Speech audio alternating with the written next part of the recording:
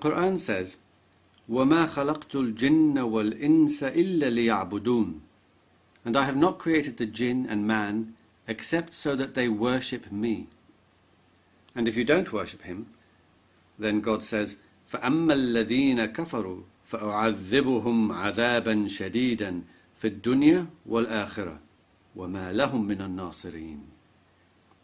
As to those who reject faith, I will punish them with terrible agony in this world and in the hereafter, nor will they have anyone to help them.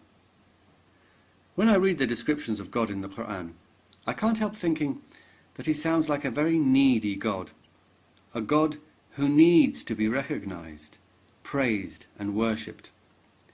He creates man with a free will, then demands he surrender that very free will and submit completely to God's will.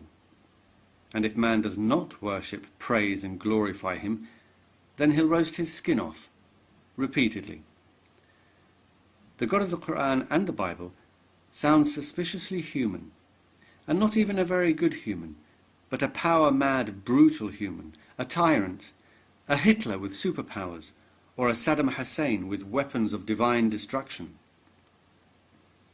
Many Muslims will tell me, what about his mercy, love and forgiveness? What about paradise? But these things are only for those who believe and worship him. Just like any human dictator, he will reward highly those who are part of his little club and obey his every command. He will smile benignly and pat his faithful slave on the head, while sadistically torturing all who refuse to submit. I don't think much of such mercy or love. That's a very easy type of love and mercy. What makes God's tyranny and brutality even worse is that, unlike earthly brutal dictators who we can unfortunately see with our own eyes, we can't see God. We have to choose between one of the many competing religions and ancient texts that claim to be God's true message. Yet, despite the understandable doubts and reservations one would naturally have, God will still burn anyone who doesn't choose the right religion.